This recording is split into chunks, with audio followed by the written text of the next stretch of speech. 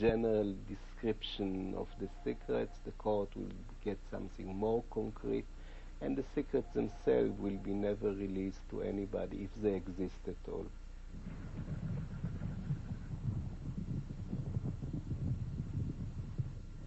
Nick and Mary Elof have arrived in Israel. They hope to visit Vanunu in prison, but they haven't yet got permission. Hi. How are you? Oh gosh, any news? Not yet. Not good news. Not yet. Raina Moss is one of a small group of Israelis campaigning for Vanunu's release. She's been hassling the prison authorities for weeks to get Nick and Mary the necessary permissions. And he says he never got a fax. What she says now is that they have approval from one authority, but she's waiting for approval from a second authority. Do they clearly understand that our time limitation that we're leaving on Friday? Oh, absolutely. I made that absolutely clear to them. I said that you're leaving on Friday. I said that you've already been here for a couple of days. Oh, I appreciate you making all these calls, Raina. Oh, it's nothing. I don't mind it. It's just, you know, I wish I'd had good news for you. 40-year-old reactors are usually shut down. But Dimona grinds on. Dimona is under the control of the Prime Minister, beyond the reach of Parliament or public scrutiny. And that worries the scientist who once worked there so optimistically. As the reactor gets older and the tendency to have accidents becomes more probable, you should have an outside watchdog, and the secrecy more or less created in an exterritorial area in Israel where standard procedures of safety monitoring is not implemented. So worker safety, environmental questions, industrial safety procedures, all are not covered, and there are thousands of people working there.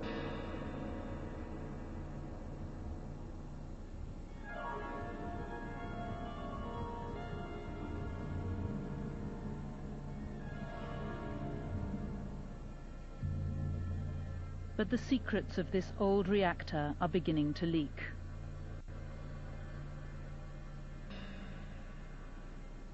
Evidence has seeped out of accidents, lies and deceit. In 1996, the press heard rumours of a radioactive hotspot in the desert. The Environment Minister took them to watch him test the site with a Geiger counter. They weren't allowed to bring their own, one journalist told me. The minister proclaimed the site clean. The readings for radioactivity his instrument showed were below normal. But journalists weren't happy.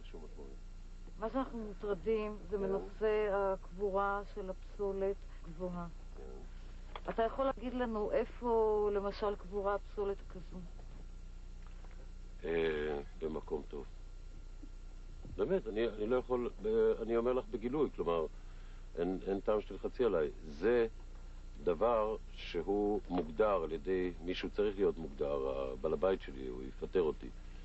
ראש הממשלה כדבר שלא מפרסמים אותו. עכשיו אנחנו מגלים בפעם הראשונה את פעולות ההסוואה של הכור. But on Israeli television last year, a groundbreaking documentary alleged it was a cover-up. Aryeh Spieler, a Holocaust survivor and a loyal Dimona worker for 27 years, described how he'd been told to prepare the site for the minister's visit by removing contaminated waste from a deep crater. He said he'd replaced it with fresh soil and planted trees to cover the hole, as though it had never happened. Then he said they brought the minister and the press to prove that everything was okay. 5 Dimona workers appeared on the program. They'd given their lives for Dimona, they said, and now they felt betrayed. They broke no secrets, only the code of silence. They said they'd worked with uranium. There were fires, spills, explosions of toxic gas. Now that they were sick, they said, the plant didn't want to know.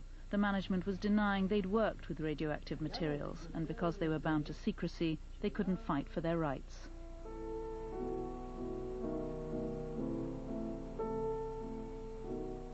בידינו שמות של כ100 עובדים שחלו The program listed more than 100 Dimona workers who developed cancer and whose claims were being ignored.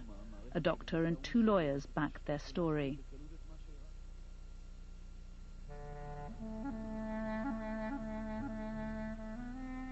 It was the first time Dimona workers had spoken out. I want to talk to Aryeh Spieler. He's suffering from cancer, and in the last few years he's seen a number of his friends and colleagues who worked there with him die of the disease. He's been fighting for compensation for their families, for their widows, and I know he'd really like to talk to us about this. He's told me he wishes he could, but he's also told me he's been warned off. He's been told not to talk. But I'm going to go and see him and see if he'll change his mind.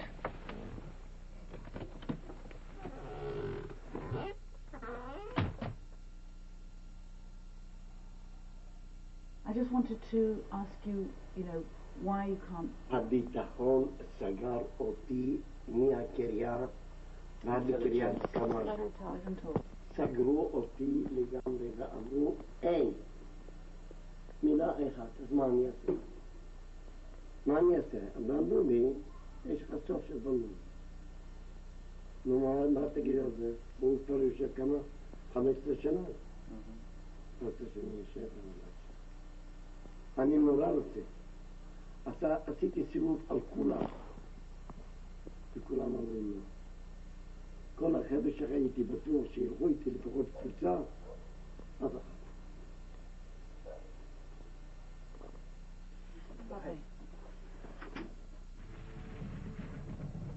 It was time to try the others, the doctors, the relatives, the lawyers. Hello?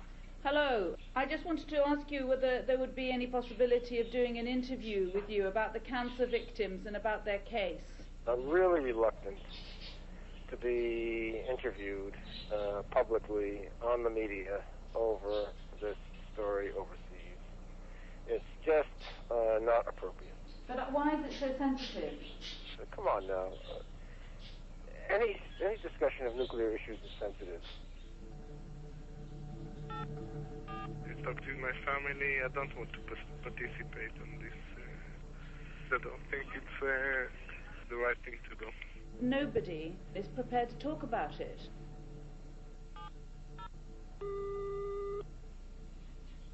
There are things that are not, it's not good to talk about, even if you're a lawyer.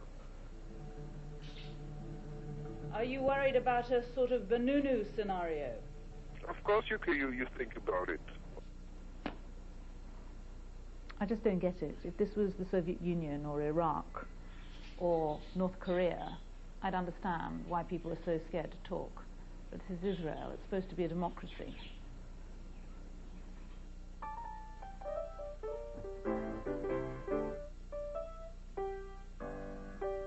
In Israel today, an invisible power enforces the code of silence through fear. It comes from one man whose own identity was itself a secret until 2 years ago. Yehiel Horev. Horev is the smartest